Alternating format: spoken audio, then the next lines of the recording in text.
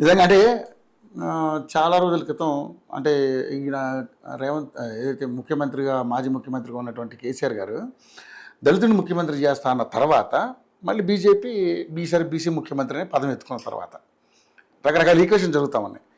So ఈ మధ్యకాలంలో జరుగుతున్నటువంటి పాలిటిక్స్ అన్నీ కూడా ఎప్పుడైతే రేవంత్ రెడ్డి 42% రిజర్వేషన్ కల్పిస్తామని చెప్పేసి అన్నారో అప్పటి నుంచి బీసీ అనే ఒక ఇది బాగా తెలంగాణ రాష్ట్రంలో బాగా ఇదవుతుంది. సో ఎందుకు ఈ పార్టీలన్నింటికి బీసీలు అంటే ఎందుకు ఇప్పుడు ఇంత ప్రేమ పుట్టుకొచ్చాయి? నిజంగానే మరి 42% రిజర్వేషన్ అమలు సాధ్యమేనా? ఎందుకంటే ఇప్పుడు 50 మించి ఉండకూడదు అంటున్నారు. సో ఆల్రెడీ 18% బీసీకి రిజర్వేషన్లు ఉన్నాయి. ఇప్పుడు 42 అంటే మళ్ళీ చాలా ఎక్కువైపోతుంది. ఇది ఇది ఇది అమలయ్యే అంశమే లేదు అంటూ కూడా చాలా రకాలుగా మీలాంటి మేధావులు మాట్లాడుతున్నారు. ఏంటి సార్ దీన్ని అనుకున్నటువంటి మతలం ఏంటి?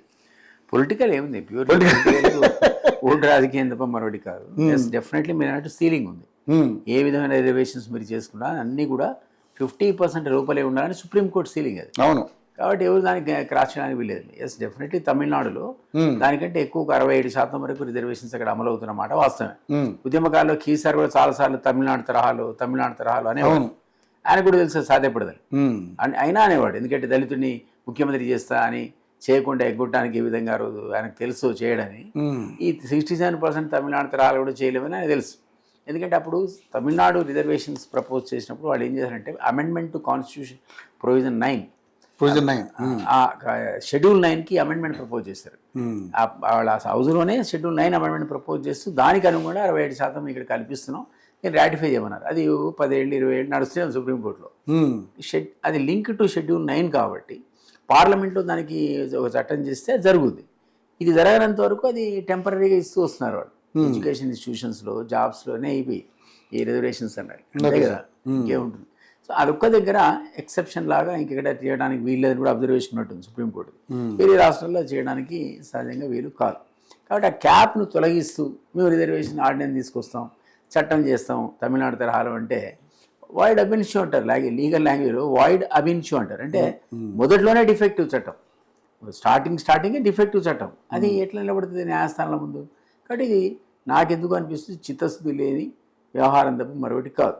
కాబట్టి మీరు ఆ సీలింగ్ లోపల ఉండాలంటేనేమో సాధ్యపడదు. మీరు అంటే 18-20% కంటే మించి మీరు ఇవ్వలేరు. 40 అన్నది చెప్పుకోవడానికే మనకి వస్తుంది. మేము చేసేసాం, చేతులు తుడుచుకుంటున్నాం, ఎంత పార్లమెంట్ అనేది చేయాలి లేకపోతే సుప్రీంకోర్టు ఒప్పుకోవాలని చెప్పి వీళ్ళు తప్పించుకోవడానికే ఎక్కువ అవకాశాలు ఉన్నాయి తప్ప నాకు తెలిసి ఇది సాధ్యమయ్యే పని కాదు. ఎవరైనా anybody can go and challenge supreme court.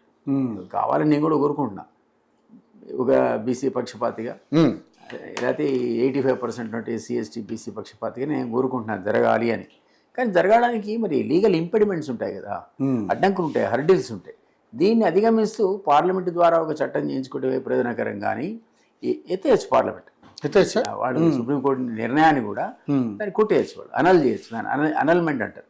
Annulment చేయొచ్చు, పార్లమెంట్కు ఆ పవర్ ఉంది సుప్రీంకోర్టు నిర్ణయాన్ని తోసిపుచ్చడానికి. ఎగ్జాంపుల్ మీకు ముల్కీ రూల్సే, ఐడియా ఉంది లేదు? ముల్కీ రూల్స్ సబవే అనేది సుప్రీంకోర్టు. అవును, ఇక్కడంతా కొట్లాడి కాదని అవునని కాదని ఆఖరికి సుప్రీంకోర్టు దాకా పోయింది మ్యాటర్. సుప్రీంకోర్టు అనేది ఎస్ స్థానికంగా వాళ్ళకు ముల్కీ రూల్స్ అనేది అమలు చేయాల్సిందే, వాళ్ళు వెనుకబడ్డ ప్రాంతం సబవే అనగానే పెద్ద గొడవ ఆంధ్ర ఉద్యమం వచ్చింది. తెలంగాణ ఉద్యమం తర్వాత ఆంధ్ర ఉద్యమం ఒక్కసారి ప్రజలడానికి అప్పుడు సుప్రీంకోర్టులో వచ్చినటువంటి ముల్కీ రూల్స్ సబవే అనేటువంటి నిర్ణయం.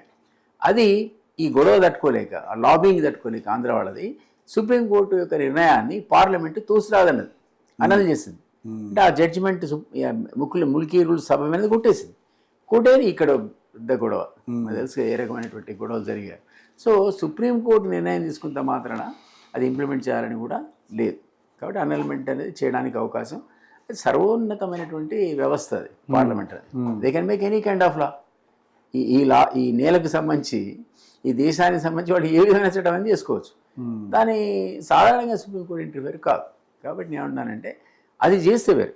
అయితే మీరు షెడ్యూల్ 9కు అమెండ్మెంట్ చేస్తూ రిజర్వేషన్ ప్రక్రియ ప్రారంభించాలి పార్లమెంట్లో, లేదా సుప్రీంకోర్టు పెట్టిన సీలింగ్ని తొలగించాలి పార్లమెంట్ యొక్క చట్టం ద్వారా. మరి ఈ రెండు చేయడానికి కాంగ్రెస్ గవర్నమెంట్ అక్కడ ఉంది. అవును, అది కాదు కదా, బీజేపీ గవర్నమెంట్ ఉంది అక్కడ. వాళ్ళు ఎందుకు వింటారు? ఎంటైర్ కంట్రీలో ఉన్నటువంటి ఈక్వేషన్స్ చూసుకొని చేస్తారు. కాబట్టి కాంగ్రెస్ ఈ రకంగా ప్రజలను మోసపుచ్చి లోకల్ బాడీలో పబ్బం గడుపుకుందాం అనుకుంటుందని అనుకుంటున్నా తప్ప వాళ్ళకు చిత్తశుద్ధి ఉందనేది అని కోరి. సో 42% అయితే అవ్వదంటారు మీరు? I doubt.